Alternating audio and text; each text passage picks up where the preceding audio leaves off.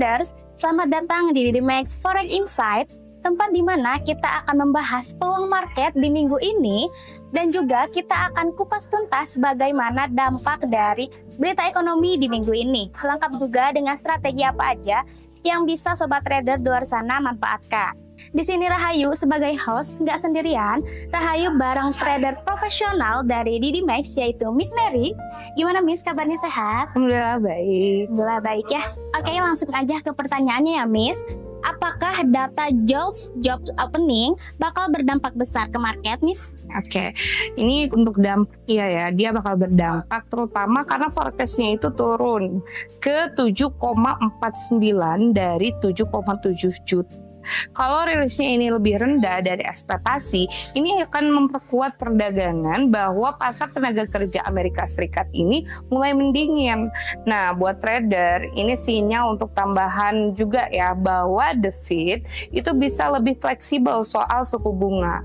Nah, untuk USD ini akan sedikit melemah dalam jangka pendeknya, terutama terhadap mata uang dengan outlook hawkish seperti CAD atau GBP. Oke, ke next question ya Miss. CPI Australia juga diprediksikan akan turun ya Miss. Nah, apa sih dampaknya terhadap AUD khususnya Miss? Oke, untuk dengan CPI ini ya, quarter over quarter ini diperkirakan di 0,8% dari sebelumnya di 0,9%. Pasar akan menilai inflasi ini mulai terkendali. Nah, kalau untuk AUD sendiri ini tricky ya. Jika inflasi benar melemah, ekspektasi rate hike ini dari RBA ini bisa turun. Nah, dan untuk AUD ini berpotensi tertekan. Jadi kalau rilisnya di atas forecast, bisa jadi lonjakan intraday di AUD USD. Karena pasar akan reprice kembali ekspektasi menuju kebijakan moneter. Oke Miss, lanjut ke pertanyaan yang selanjutnya. GDP Amerika Serikat diproyeksikan tumbuh ke 2,4% ya Miss. Dan apakah data ini cukup kuat Miss? Oke, untuk pertumbuhan di 2,4% ini setelah dari minus 0,5% sebelumnya akan dianggap rebound ya, yang cukup solid.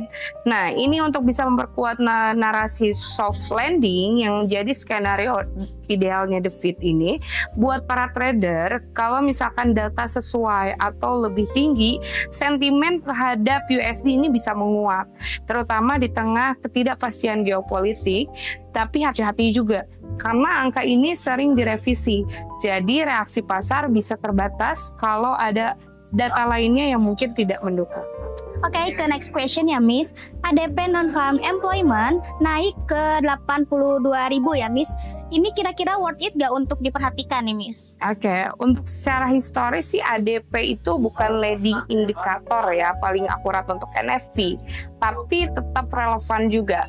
Forecastnya naik ke 82K dari minus 33K. Nah, ini menandakan potensi rebound di sektor tenaga kerja swasta.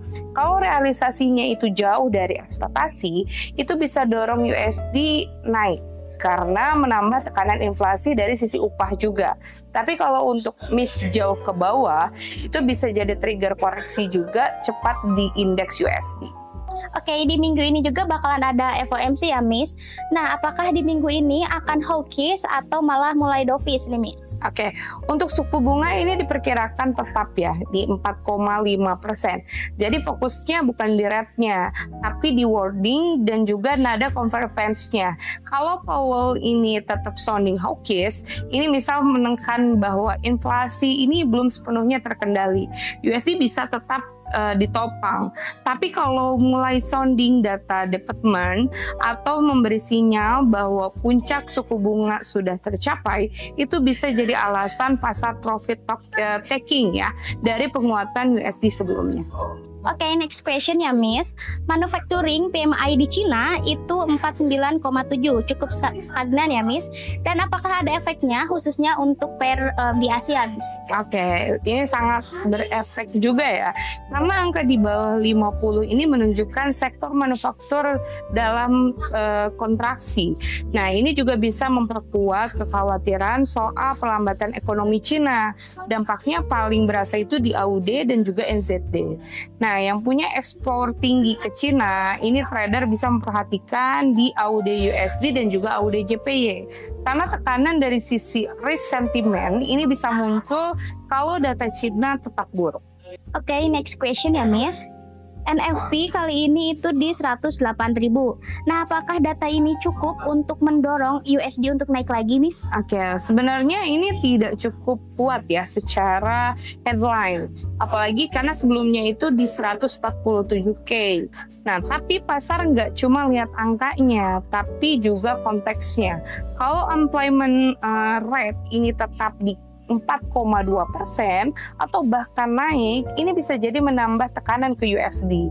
Nah, tapi kalau upah atau average hourly earnings-nya naik signifikan, ini bisa menetralkan efek negatif dari NFP yang melemah. Jadi, trader ini tuh perlu lihat juga nih, data ini sebagai satu paket, bukan angka tunggal. Oke, ke last question ya, Miss.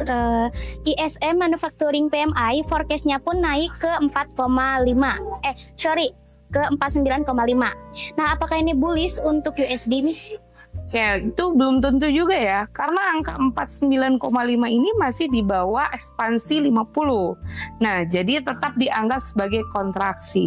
Tapi kalau rilisnya ternyata di atas 50, itu akan menjadi kejutan positif yang bisa jadi memicu rally-nya USD.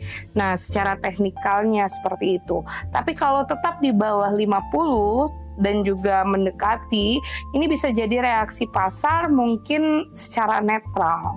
Kecuali jika dibarengi dengan data tenaga kerja dan juga inflasi yang solid, baru bisa jadi alasan tambahan buat beli USD. Oke, itu dia inti dari Forex Insight di minggu ini. Semoga bisa bermanfaat buat sobat trader di luar sana. Jangan lupa juga untuk di like, di komen, dan di subscribe supaya nggak ketinggalan info menarik lainnya. Saya Rahayu. Saya Mary Putri. Happy profit. See you.